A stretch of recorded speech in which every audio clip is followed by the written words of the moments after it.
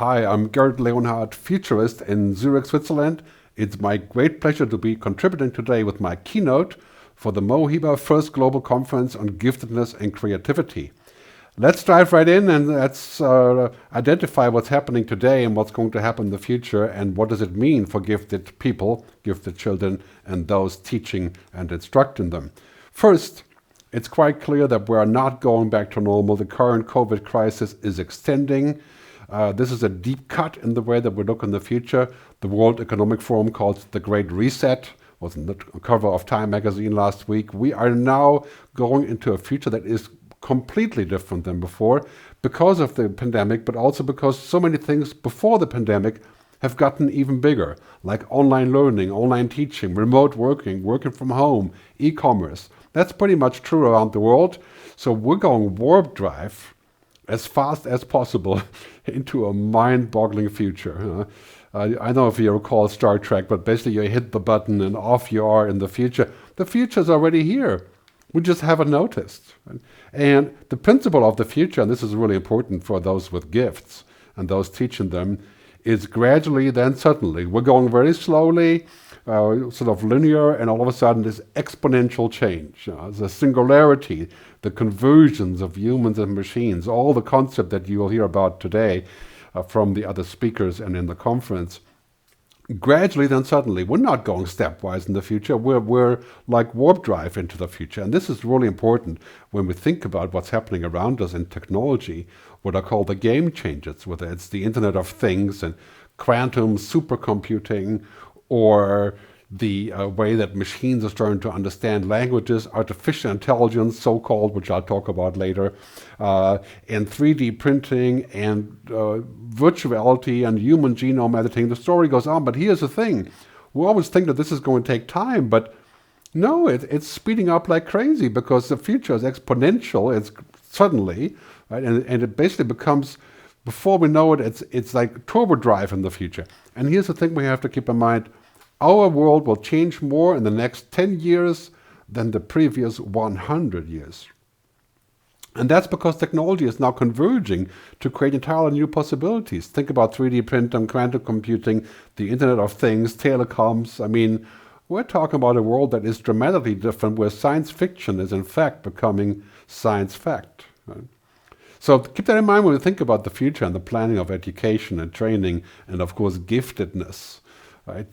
That is going to be a gift to understand it in this speed. Right? That's going to take a lot of thinking.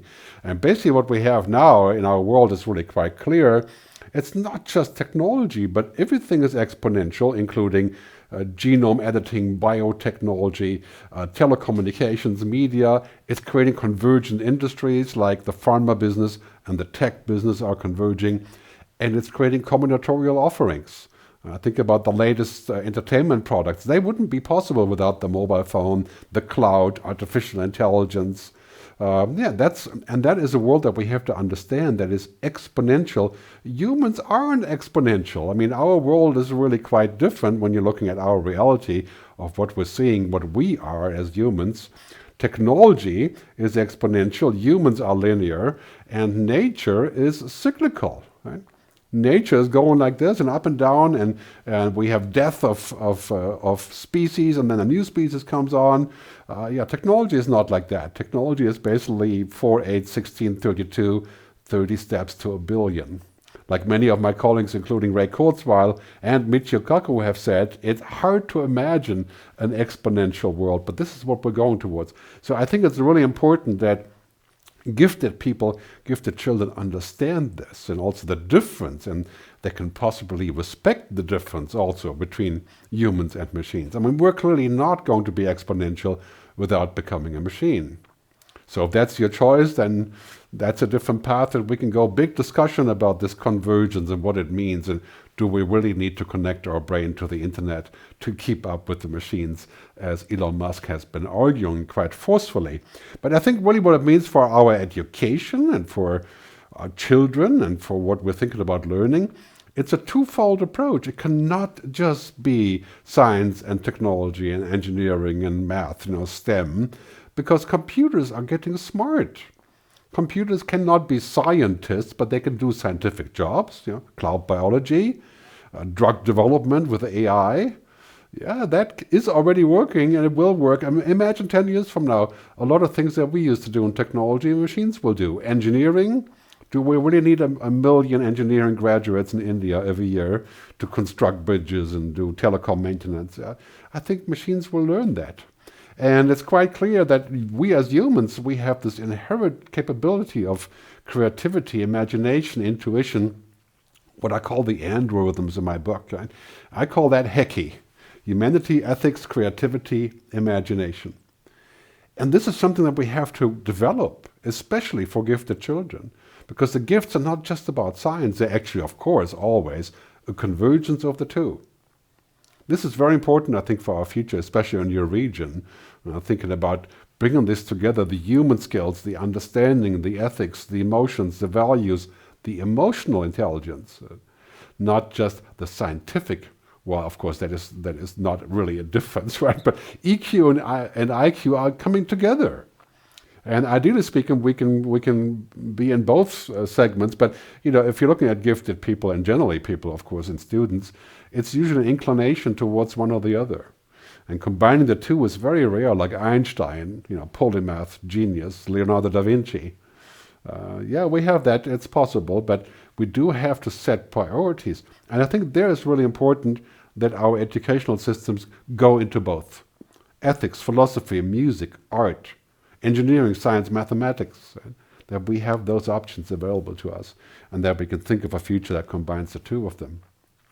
That brings me to a really important part of my presentation. Humans and machines. What is the interface of that in the future? We're clearly looking at a world to where we're increasingly overlapping with machines and robots and automation and smart technology, computers, mobile devices, virtuality helmets. It's a dizzying amount of change. And we're inventing new stuff every minute. And now in the COVID crisis, technology has become a winner. Everything around technology people are excited about. They're excited about the possibilities. They're excited about being able to work from home. I mean, it's mind-boggling. The last 6 months have brought more transformation than the previous 6 years. I don't know about you, but sometimes that's quite overwhelming. But clearly, this is a big question. How far do we go with this? And what does it mean for gifted children, this convergence of humans and machines? Can we think of a computer as being gifted? No. And why is that? And can we use computers to assist us in the process of nurturing gifted children? Absolutely. Really what it is in the end, it's about both. Androrhythms, the human things, and algorithms. Androrhythms are these things that make us human, that a computer would be hard-pressed to pursue. We have, of course, the Moravec paradox, which says that whatever is easy for a computer is hard for a human, and vice versa. And that is still so true. And so nurturing those things, both of those in gifted children, that's really important. The ability to understand technology and the ability to be human. And the human-only skills that we have, right? Emotions, intuition, compassion, mystery. And we don't want technology to take those away. We don't want to sacrifice our emotions, our free will, because the computer has a better idea of what we should be doing. So that is a really important path, I think, for the future. That's where gifts are playing out. Gifts are much more complex than chips. Computers are binary and we're multinary. So Jeff Bezos is a great example. He always says when it comes to really important things, we need data and facts and logic. And I agree on that. But then he said the other day this, talking about the androrhythms indirectly, what might be, all of my best decisions in business and life have been made with heart, intuition, guts, not analysis. So in the end, it's quite clear. We don't have to ask him which one of the two he wants. He does both because he's human. What does it mean for gifted children? Well, we have to develop both. The androrhythms are perfect for figuring out what might be, what is coming. And this is, especially in your region, absolutely crucial when we're looking at what's happening with energy and oil and the future of that, and this entire paradigm shift that we're seeing in this great transformation that we're in right now. The next 10 years, They are crucial for humanity. They are crucial in every possible aspect, whether it's about energy, whether it's about environment, whether it's about fixing diseases, whether it's about genetic engineering. The next 10 years will bring that. We need both skills in our gifted children. And really, when we look at this sort of human-only gift, as I call it sometimes, it's quite clear that humans can immediately get to the point in very complex situations, like recognizing each other takes a human 0.4 seconds roughly to estimate the other person without saying a single word. And AI, an artificial intelligence, it has to look at 300 million images of cats to be able to figure out if it's a cat or a vacuum cleaner. Right? So, I mean, yeah, that will improve, of course, but we have that gift of getting to the point and having perception in a 360-degree environment. This is holistic. Right? That's what we are as humans. We should not remove that from our gifted kids. We should emphasize that, right? And then put technology underneath, to make sure we understand this, because it's really quite simple put in this statement. I think it's the core of my talk. Right? Computers are binary, 0 and 1. If this, then that, rules-based, logic-based, right? Devoid of context, really, and of purpose, of course, and of existence, never mind that, right? Humans are multinary. We have hundreds of layers of possibilities, and this is what we have to develop. This is what we have to put on top of machines to make sense of our future. So human creativity really is about being able to take a wider view, right? So we can be this guy and think about what's happening today and what we need to do today to keep business running, or governments or countries. And then here we have a wider view that says, well, what do we need to do in 5 years? Because chances are it could be entirely different than what we have now. Right? I mean, what we need in 5 years will be different. Think about that for a second. In 10 years, we're very close to quantum and supercomputing. We're going to have 10G networks, 9 billion people on the internet. And we're going to overcome those issues of the pandemic and of climate change and all of those things. But that's quite a task, right? So imagining what might be is a gift, right? To be able to imagine. And that's also something that, of course, we can train. Einstein once said, imagination is more important than knowledge. And I believe that's so true when we think about our kids. Right? We have to further that. We have to always have a lot of knowledge. Clearly, that's a benefit. And Einstein was that genius polymath that actually had both. Right? But we have to make our choices as humans. And I think it's really important that we think about this future mindset, living in two worlds. On the one hand, we have the world of facts and logic, and on the other hand, of imagination, storytelling, intuition. That's what humans do. We exist in engagement, relationships, experiences. So the future mindset is basically to live in the present, but to also have one leg in the future, right? One head, one world, to understand the future, to imagine it. That's what gifts are all about, right? Imagination. It's to bring those two together. As Steve Jobs, the founder of Apple, or the late CEO, rest in peace, has always said, it's about art and technology coming together. And this is really important when we think about us. F. Scott Fitzgerald has a great quote: the test of a future of a first-rate intelligence is the ability to hold the two opposing ideas in your mind at the same time and still be able to function. That is a gift. That's what we have to nurture. Think about, execute today, but also be open for thinking about tomorrow. The best leaders in the world have that, political and otherwise. Think about what that means for us. Because this world, the world of data, it's a very powerful world. The most powerful companies in the world are now data companies and technology companies. And of course, they use data for everything. And that's going to even increase, of course, also because of the current crisis. I mean, data is king, right? Data is the new oil, like you say many times, but data can also be used as a weapon. So very important for us, that we keep this place for humans. As Buckminster Fuller, famous futurist, inventor, visionary, author, designer, said, mistakes are great. The more I make, the smarter I get. Try to teach that to a computer. We have to be able to tolerate failure and do wrong things. And this is really important when we think about the gifted and nurturing them. You make mistakes, you try again. Edison tried 12,000 times to invent the light bulb until he found a good way to do it.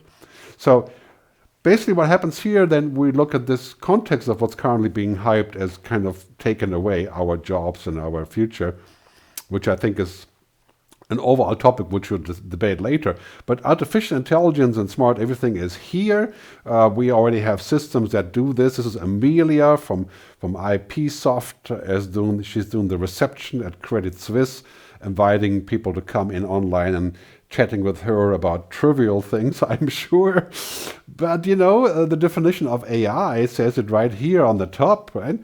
Demis Hassabis from DeepMind, computer systems that turn information and data and facts into knowledge. Now, does that sound like a human knowledge? Well, this is a kind of knowledge, right, that machines have. Google Maps has knowledge, but it's not like your knowledge. A translation device has knowledge, but it's not human. And these new things from Samsung, called the Samsung Neon, they're virtual people for customer service and receptions and avatars. And they were introduced at CES, Consumer Electronics Show in Las Vegas last year, or this year rather.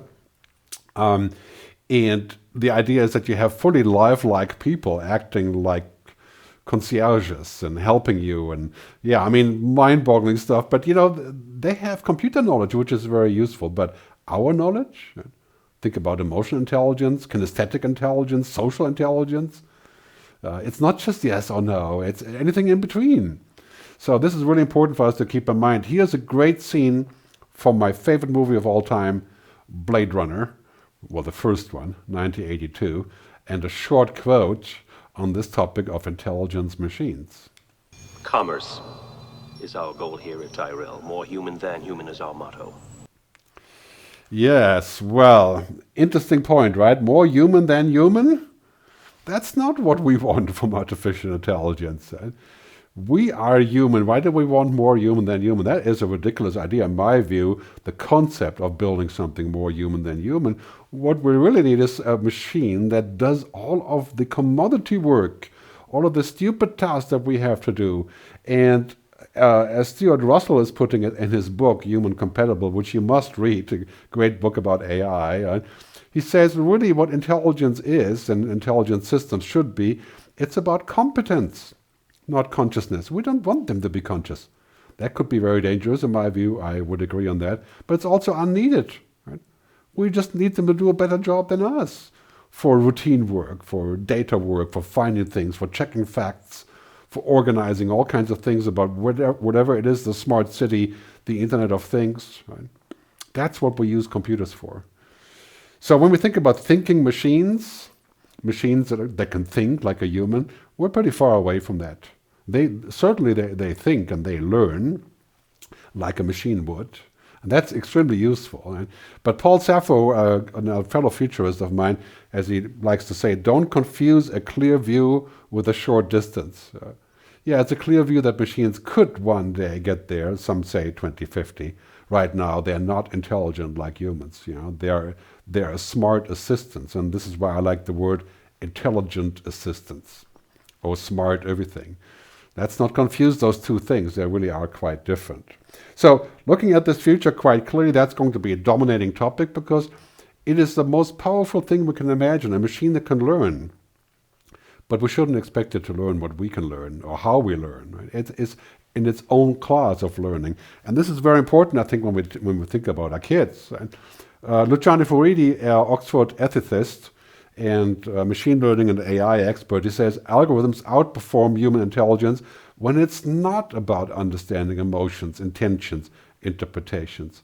And why would we want to have machines that can have the same semantic skills or interpretations, the fuzzy logic that we have? I don't see why we would want that unless we want to replace ourselves or merge with them, or of course in the sense of Elon Musk, we could create $1 trillion business for his brain-computer interface, the Neuralink. So it's important for us when we think about what we teach our kids, right? The things that computers can't do and the computers won't do. So really what we're seeing here is that with artificial intelligence, we're on this path of intelligent assistance. That's what we have right now, IA. And then machines tend to get more intelligent, like in IBM Watson cases and so on. And then the ultimate destination, this idea of artificial superintelligence, AGI, a machine that has the IQ, parenthesis, of all humans, as Ray Kurzweil says, 2050. And I would tend to agree on the possibility of this, but is it a good idea? And I really think what we need when we think about AI is what I call the Digital Ethics Council. It's a possibility of saying, well, we should go this far, but no further. It's kind of like genetic research or nuclear equipment, or, there is a danger point that we shouldn't go beyond without having good reason to believe that's going to be safe for us.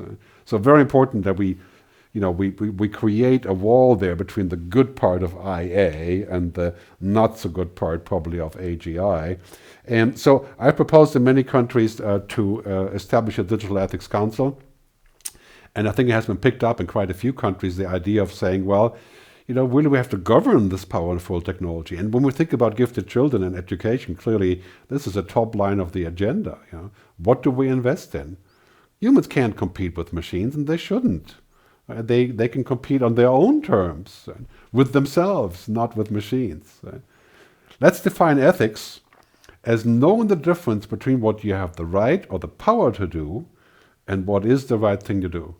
This is a very, very important statement for all of us, but also especially for gifted children, to understand that you may have the power or even the right to do something, but it's still not the right thing to do. The best example, of course, would be Facebook and social media. They do nothing wrong as by their terms of use, but it does end up giving us the wrong results. So that's an ethical question, I think, that is floating around when you think about technology everywhere now. And especially when you're thinking about the new kind of way of expanding our mind and our vision. For example, to this product, Facebook Oculus Rift called the Infinite Office. That looks very promising for working from home. Imagine you could do that now. You could work 100 times as fast, be like Tom Cruise in Minority Report, pull out the data and be superhuman. Right? But I do wonder, maybe too much of a good thing could be a very bad thing. Could it dehumanize us? Yes. Could it actually take away our gifts? Yes. By dumbing them down. Right? Well, of course, there's always a debate about that. Marshall McLuhan, famous media theorist, liked to say that whenever we have an extension of man or woman, we also amputate some things that we used to do. And that's something that clearly we have to keep in mind. When we look at the future of education and how we bring up our kids and how we support gifted children, right? In my view, it's really quite simple. Technology drives our society, but ethics and what we want and what we value defines it. That's why we should not let technology frame every possible discussion. The key question is not what technology can do, but what we want. What we want to reach rather than what we can do. Yes, maybe in 20 years you can connect your brain to the internet directly. Is that a benefit? I doubt it. I think it'll be more amputation than extension, but clearly a debate that we have to have. So let's talk about what that means for skills and work and jobs and the future for gifted children. Basically, people are worried about this around the world, that because of the power of technology, we become useless humans. And it's clear that anything that can be automated, digitized, robotized, cognified, whatever, that will be. Because that's what technology does. In 10 years, we will have fully functional self-driving, self-flying cars. Right? We will have technology being our financial agent. Right? But only to the degree that it doesn't take human judgment. Because the flip side of this is this. Right? As we're moving into this future, anything that cannot be digitized or automated, right, that becomes extremely valuable. And that is, of course, the human-only aspect of things, right? That is the possibility of the stuff that only we can do, right?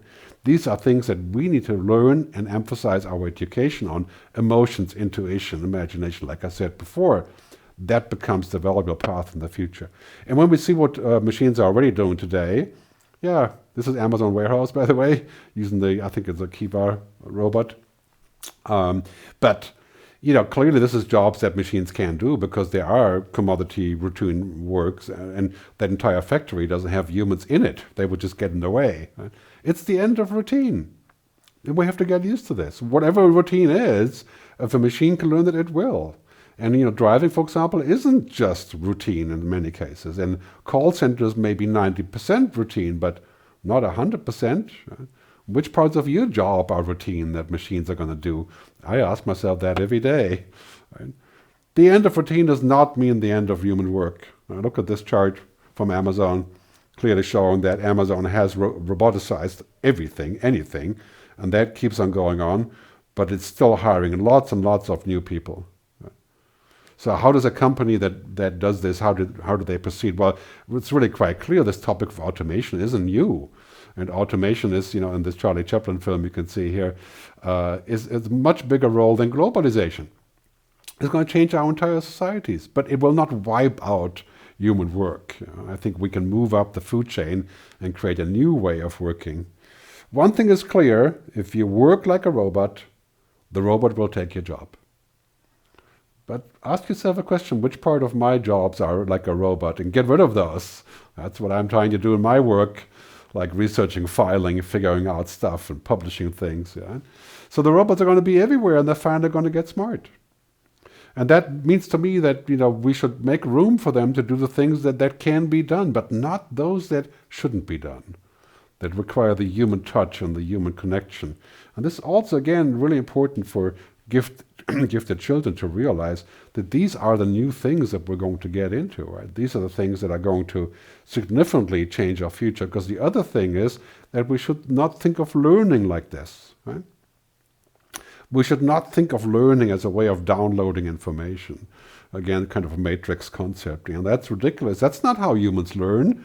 We learn in a much more complex and individualized way, because basically, if you learn like a robot, you will never have a job. Well, you have a job of a robot until the robot gets good enough to take it. So here's the bottom line of this. We have to stop thinking of learning as a process like this, like a download or execution of previous commands or going back to the database, that sort of thing.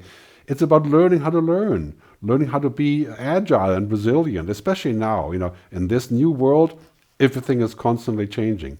We're living in the world of VUCA, volatility, uncertainty, complexity, ambiguity. Right? We need to be able to invent and pivot on the dime. And machines, when you look at what machines can do, clearly they can deal with as much data and information as you want, but data and information is not knowledge. It's not understanding. It is not wisdom, and it certainly isn't purpose. Far away from it. Let the machines have the data and information and some of that machine knowledge that they have, right? But let them not take over the things that are important: wisdom, purpose, understanding. That's our job. That's the job for the gifted. So here's a nutshell recipe for the future. We're going to see a lot of intelligent services, intelligent platforms, parentheses, smart platforms, intelligent assistants, powerful software. That's really what it is. And on top of that, we're going to put the things that make us. And that's what we have to focus on in our education. We have to understand technology and be great scientists, but put the humanity on top of our ultimate job will be to be human. And our ultimate gift of the future is that we understand both the humans and machines. Technology. Putting those two things together, depending, of course, what kind of inclination you have and based on your talents. Everybody has different talents. Some people may be great scientists, and that's ultimately their path, that's all they do. And other people are great humanists. And maybe you can be both, but understanding both humans and machines, I think that will be ultimately crucial. So as we're coming together in this world, this is the key question that I have. How are we going to find this balance?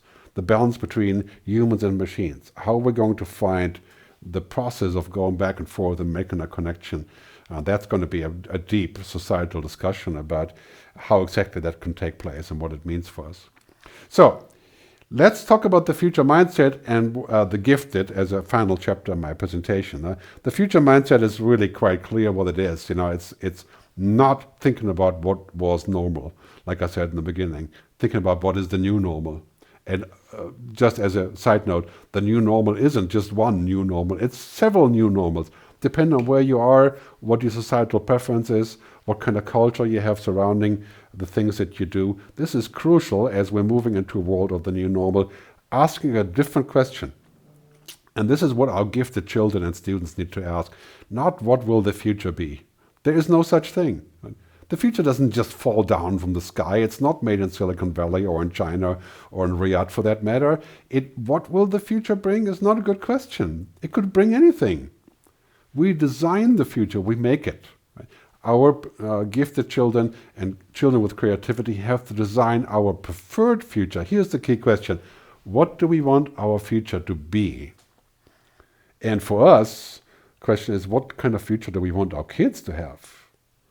And this is the decision that we're making right now. In the next 10 years, our future will be defined for the rest of humanity. This will not just have impact on the next 50 years, but for our perpetual future. So really important, this is the question that our gifted children and students have to entertain, to define that future, to think about what that means, to develop their androrhythms, the human things, of paying attention, right? I mean, this symbol of the ears is the perfect combination of what we really need to do: observing, listening, paying attention, understanding, right? In all of its complexity. The difference between data and information and understanding is really quite simple. This is not a logical process. We're filtering out the reality and we're making conclusions. And we're inventing our reality as we go along. And of course, machines will whisper in our ear and tell us things that we didn't know. They'll find new patterns, and we can be fortified by machines to think faster. But we shouldn't let them do the thinking in the sense of decisions that we make. And trivial decisions, Google Maps, we do that. And translation, yes, sometimes, if it works. But this is really important, the combination of algorithms and androrhythms, and being able to make that connection. I mean, this is a true gift. Think Leonardo da Vinci and other polymaths all around us, that we've seen over the years, going all the way back even to Oppenheimer and Einstein and people like that, right? That have all of those skills. And this is what a gift is, right? Being able to make those connections.